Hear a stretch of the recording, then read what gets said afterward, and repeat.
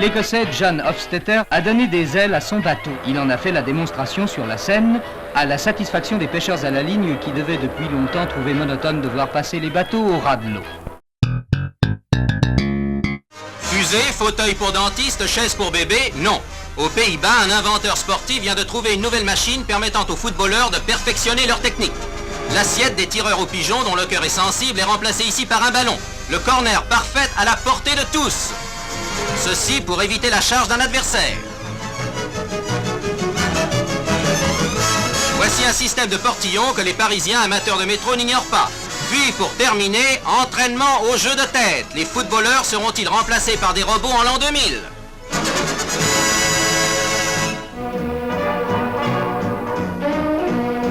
Simplifier la vie, c'est le but de tous les petits inventeurs. Et celui-ci, pour leur salon annuel, a mis au point cette manière de machine à coudre portative à l'usage des emballeurs pressés. Celui-là fait marcher les trains à coups de sifflet. Tous les chefs de gare en font autant, direz-vous. À la différence qu'ici, un sifflement différemment modulé suffit à faire avancer ou reculer la machine. Un autre s'est mis en tête de résoudre le problème insoluble du parking et pour y parvenir a inventé un garage qui tient à la fois de la grande roue, de l'ascenseur et du moulin à vent. Quant au problème de la circulation, les frères Persin, inventeurs de père en fils, vous diront que l'hélicoptère individuel et portatif demeure son unique solution valable. Ça n'est qu'une question de temps et de mise au point. Les plus sédentaires des Parisiens vont pouvoir se révéler pilotes émérites, à l'instar de M. André Moinet, secrétaire d'État chargé de la jeunesse, qui a inauguré dans un grand magasin parisien un appareil d'entraînement. Sous les indications du moniteur, le ministre pilote a pu effectuer un voyage imaginaire. Il n'est pas douteux qu'après un exemple venu de si haut, les moins de 20 ans ne soient nombreux à se familiariser avec d'impressionnantes descentes en vrille. Il est évident que c'est un problème. Il y a d'abord la question du choix et surtout celle des conséquences qui ne sont pas toujours très hygiéniques. Pour cette raison, ce matin à Montpellier, en présence de nombreuses personnalités, dont Maître Delmas, maire de la ville, a été inaugurée la première Vespasienne à chien de l'histoire. Un inaugurateur de hasard, certes, mais qui n'en accomplit pas moins le geste officiel avec tout le sérieux nécessaire.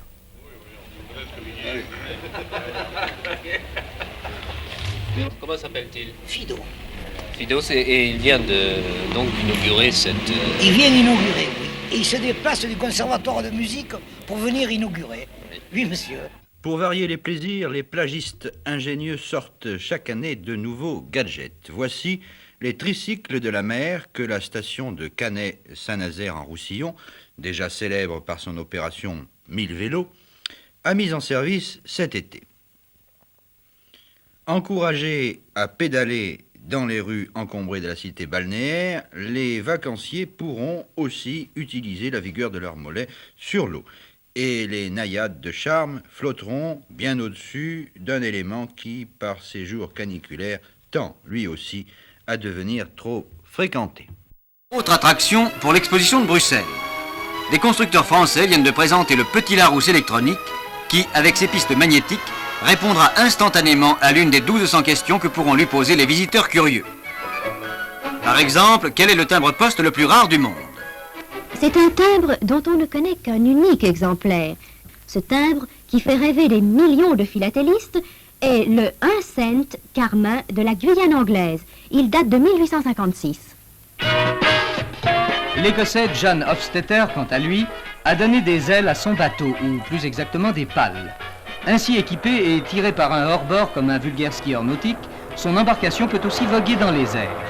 Il en a fait la démonstration sur la Seine, à la satisfaction des pêcheurs à la ligne qui devaient depuis longtemps trouver monotone de voir passer les bateaux au ras de l'eau.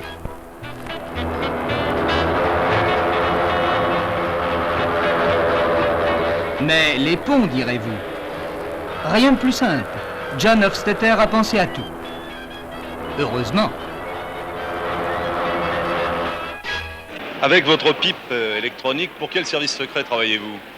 Eh bien, je suis à l'International Gadget Service, mais ce n'est qu'un club de gadgets qui est présidé par M. Birukov qui fait une petite revue mensuelle que vous pourrez trouver ou qu'on pourra vous envoyer si ça vous amuse. Que peut-on faire avec cette pipe? Alors on se la met entre les dents, comme toute pipe. Cette pipe, c'est le calumet électronique. On se la met entre les dents et elle sert à écouter la radio, puisqu'elle contient dans le fourneau de la pipe un mini récepteur de radio, oui, avec son amplification, sa batterie de pile, et l'écouteur est remplacé par un fume-cigarette relié à un vibrateur.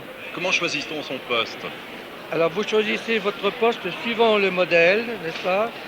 Ici, ce sont des petits postes pré-réglés qui ont servi à monter des porte-clés, alors qu'ils sont réglés d'avance sur un émetteur, vous ne pouvez pas changer. Les voisins n'entendent pas. Alors votre proche voisin n'entend rien, Ce sont vous les êtes dents seul. Ce sont les dents qui transmettent à l'oreille interne, oui, sans que les sons aient à passer par le tympan et par l'oreille moyenne. On peut imaginer que dans un repas officiel ou familial où on s'ennuie, qu'on ait envie d'écouter les résultats des courses et qu'on puisse écouter ces émissions. Alors on branche son poste et on a l'air d'être un fumeur privé de feu et en fait on écoute la radio. Vous connaissez bien sûr la planche à voile, mais vous ne connaissez pas encore la planche à palme.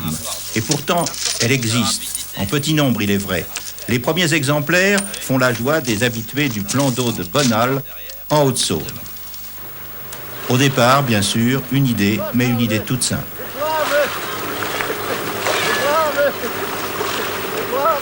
Un petit coup de serrage, tiens, il y en a une de trop. Et c'est terminé. Et c'est terminé. Et voilà, fini.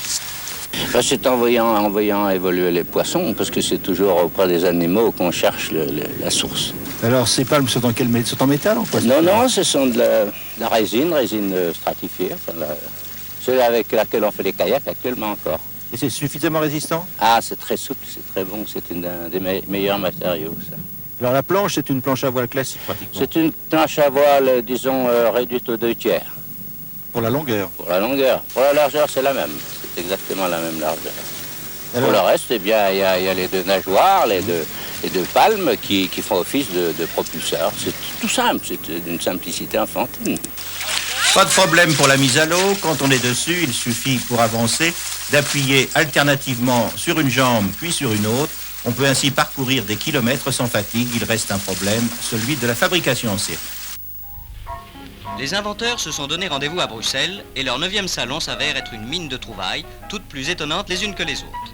Tirer une photo en 15 secondes sans chambre noire n'est plus ici un problème pour personne. Pas plus que ramer à l'envers sans perdre de vue pour autant l'avant de la barque.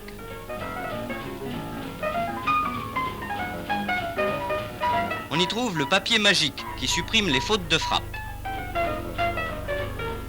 Le tuteur avec lequel plus une tête d'écolier ne fléchira. Le cric électrique pour voiture et pour conducteur fatigué. Et si le radar personnel en cas de brouillard n'est pas suffisant, voici l'écran anti-choc. Mais la conduite d'une monoplace n'est plus le privilège d'une élite. À l'exemple d'Henri Grandcir, chacun peut sans risque satisfaire sa passion grâce aux installations du slot racing. Sur ce plateau, où l'on a reproduit le circuit de vitesse de Brands Hatch, en Angleterre, un index lumineux matérialise la trajectoire de la voiture.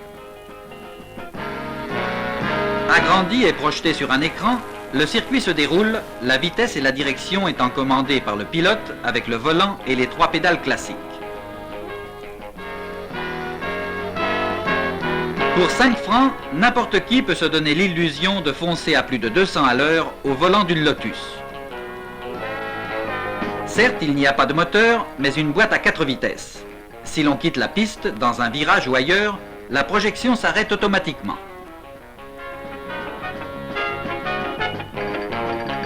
Enfin, une possibilité pour les brabants en puissance de se défouler sans pour autant risquer leur vie et celle de leurs contemporains.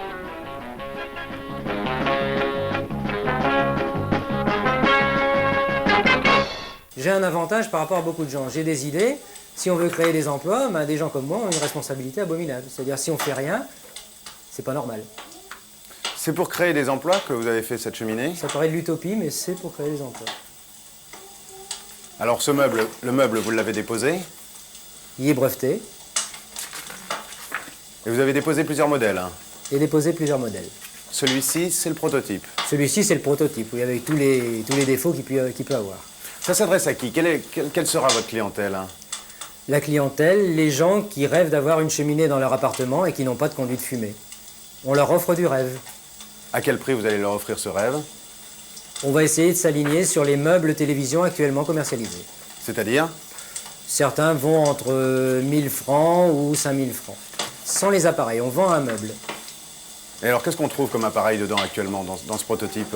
Vous pouvez ranger votre télévision, le magnétoscope, la chaîne hi-fi, le chauffage d'appoint, vos cassettes dans la hotte. Vous débarrassez votre appartement. En Bretagne, vous n'allez pas en vendre beaucoup, hein? Bah, c'est pas évident. Les gens qui se trouvent devant, ils ont l'air de se sentir bien devant le feu. Il y a de la chaleur également. Il y a de la chaleur par le chauffage d'appoint et l'odeur par une cassette de parfum. Et on peut changer de programme, avoir autre chose que le feu? Oui.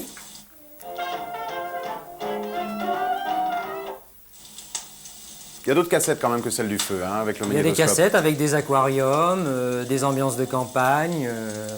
On offre aux gens des villes tout ce qu'ils ne peuvent pas avoir et tout ce dont ils sont privés.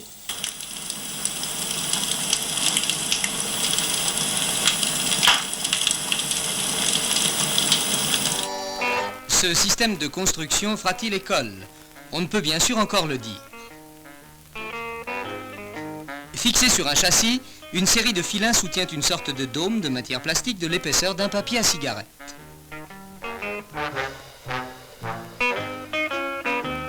Cette maison qui porte le nom de dôme géodésique a un diamètre de 15 mètres et peut être montée en une seule journée. Elle comporte un appartement complet dans lequel, en dépit de sa forme insolite, on peut vivre de façon très normale. Son constructeur, dit-on, destine ce modèle aux premiers explorateurs de la Lune. Pourquoi non?